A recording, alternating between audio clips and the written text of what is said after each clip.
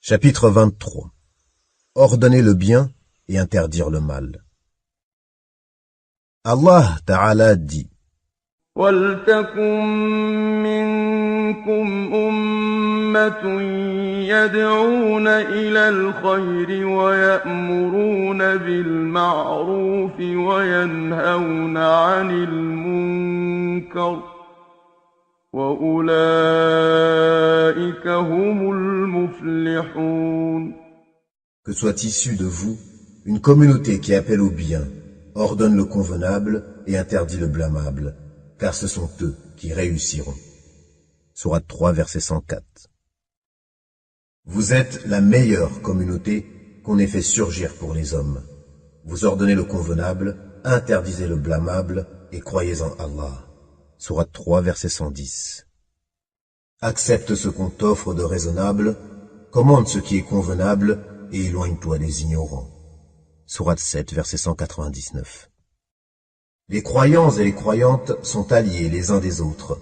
Ils commandent le convenable, interdisent le blâmable. Sourate 9, verset 71.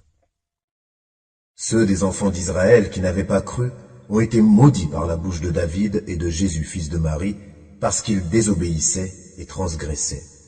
Ils ne s'interdisaient pas les uns aux autres ce qu'ils faisaient de blâmable, comme est mauvais, certes, ce qu'ils faisaient. Sourate 5, versets 78-79. Et dit: la vérité émane de votre Seigneur. Quiconque le veut, qu'il croit, et quiconque le veut, qu'il mécroit. Sourate 18, verset 29. Expose donc clairement ce qu'on t'a commandé. Sourate 15, verset 94. Nous sauvâmes ceux qui leur avaient interdit le mal et saisîmes par un châtiment rigoureux les injustes pour leurs actes pervers. Sourate 7, verset 165. Les versets concernant ce chapitre sont nombreux et notoires. 184. Abu Sa'id al-Khudri rapporte qu'il entendit le messager d'Allah alayhi salatu wassalam dire: quiconque parmi vous voit une chose répréhensible, qu'il la change par sa main. S'il ne le peut pas, alors par sa langue. Et s'il ne le peut pas, alors par son cœur. Et c'est là le plus bas degré de la foi. Muslim. 185. D'après Ibn Mas'ud, radiyallahu anhu, le messager d'Allah alayhi salatu wassalam a dit: aucun prophète ne fut envoyé avant moi à une nation sans qu'il n'eût dans celle-ci des disciples et compagnons qui suivaient sa voie et obéissaient à ses ordres. Puis leur succédèrent des gens qui disaient ce qu'ils ne faisaient pas et faisaient ce qu'il ne leur était pas prescrit. Celui qui combat ces derniers de la main est un croyant. Celui qui les combat par la langue est un croyant. Et celui qui les combat avec le cœur est un croyant. En dessous de cela, il ne reste pas la moindre trace de foi. Muslim. 186. Abul Walid Ubada ibn Samit radiyallahu anhu rapporte ce qui suit. Nous avons prêté serment au messager d'Allah alayhi salatu wassalam d'écouter et d'obéir à ceux qui détiennent le pouvoir, dans l'adversité comme dans l'aisance, dans ce qui nous plaît comme dans ce qui nous répugne, malgré leurs privilèges, et de ne pas leur disputer le pouvoir, sauf si l'on constate chez eux une incroyance flagrante et dont nous détenons la preuve venant d'Allah. Nous avons également fait le serment de dire la vérité où que nous soyons, sans craindre les reproches de qui que ce soit. Al-Bukhari et Muslim. 187. D'après An-Nu'man ibn Bashir, radiyallahu anhuma, le messager d'Allah alayhi salatu wassalam a dit: celui qui respecte les obligations et les interdictions d'Allah et celui qui les viole ressemblent à des gens qui tirèrent au sort leur place dans un bateau, certains se retrouvant sur le pont et d'autres à fond de cale. Ces derniers doivent passer par les premiers sur le pont pour pouvoir puiser de l'eau.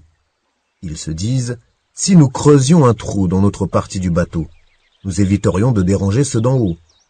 Si ces derniers les laissaient faire, ils périraient tous, et s'ils les en empêchaient, ils auraient tous la vie sauve. Al-Bukhari. 188. Selon la mère des croyants, l'épouse du prophète, Salama Hind bint Abi Umayya Hudhayfa, le prophète alayhi salatu wassalam a dit: Des gouverneurs vous seront imposés par vos souverains. Vous approuverez certains de leurs actes et en désapprouverez d'autres. Celui qui les réprouvera en son fort intérieur n'aura pas à en rendre compte. Celui qui les désapprouvera se sera préservé du péché. Mais celui qui les acceptera et les suivra devra en répondre. Les compagnons dirent, « Ô messager d'Allah, ne devrons-nous pas les combattre ?» « Non, tant qu'ils accompliront la salat parmi vous, » répondit-il. Muslim. 189. Selon la mère des croyants, l'épouse du prophète, Hakam Zaynab bint Jahsh radiyallahu anha, le prophète alayhi salatu wassalam entra un jour chez elle effrayé en s'exclamant « Il n'y a pas de divinité digne d'être adorée en dehors d'Allah. Malheur aux Arabes, des épreuves s'approchent d'eux. » Un trou de cette taille, et il forma un cercle avec son pouce et son index, vient d'être fait dans la barrière qui retient Gog et Magog, Yadjouj et Madjouj. Zaynab dit « Ô messager d'Allah, périrons-nous alors qu'il y aura parmi nous des vertueux ?» « Oui, répondit-il, lorsque le vice se sera répandu. » Al-Bukhari et Muslim. 190. D'après Abu Sa'id al-Khudri, radiyallahu anhu, le prophète alayhi salatu wassalam a dit « Prenez garde à vous asseoir dans les rues. » « Ô messager d'Allah, nous avons besoin de nous y asseoir pour discuter, dirent les compagnons. Si vous ne pouvez vous en passer, alors donnez-ces droits au chemin, dit-il alayhi salatu wassalam. Et quels sont les droits du chemin, ô messager d'Allah, demandèrent-ils. Baisser le regard, ne pas nuire aux gens, rendre le salut, ordonner le convenable et interdire le blâmable, répondit-il, sallallahu alayhi wa sallam. Al-Bukhari et Muslim. 191. D'après Ibn Abbas, radiyallahu anhu, le messager d'Allah, alayhi salatu wassalam, vit une bague en or au doigt d'un homme. Il, sallallahu alayhi wa sallam, la retira et la jeta en disant « L'un d'entre vous met-il volontairement une braise de feu dans sa main ?» Lorsque le messager d'Allah, sallallahu alayhi wa sallam, s'éloigna, on suggéra à l'homme « Prends ta bague et tire-en un quelconque profit. » Il répondit « Non, par Allah, je ne la reprendrai sûrement pas, alors que le messager d'Allah, sallallahu alayhi wa sallam, l'a jetée. » Muslim.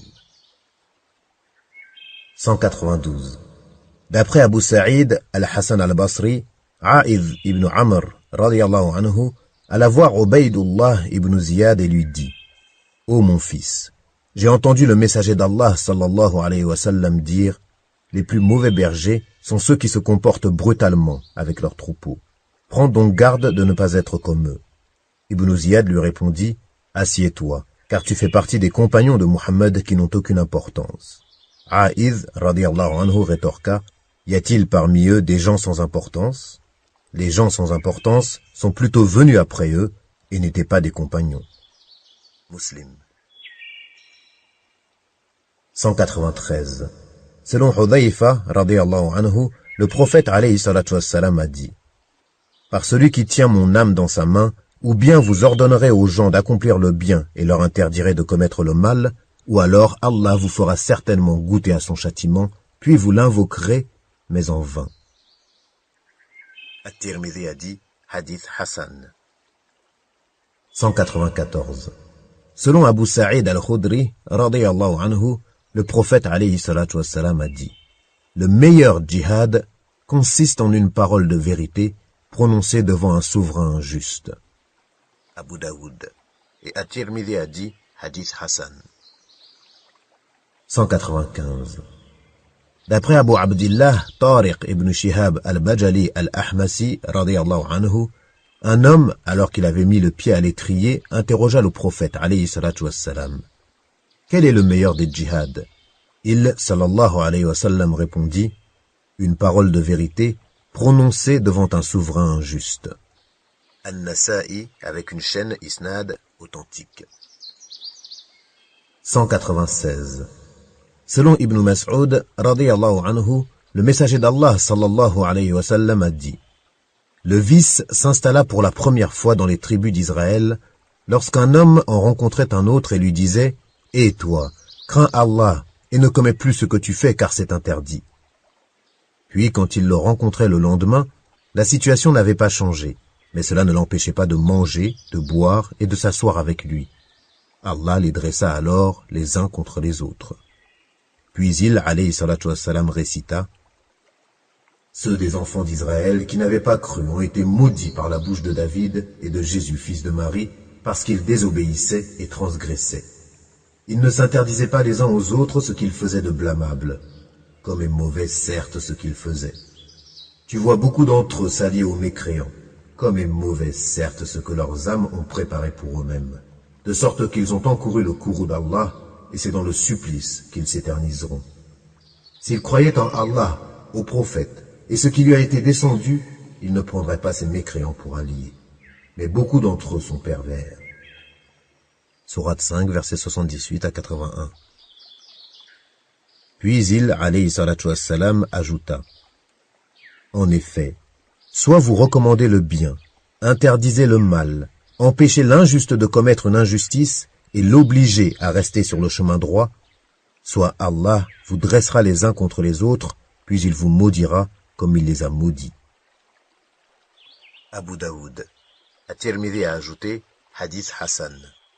Hadith jugé faible par Sheikh al-Albani. Rahimahullah.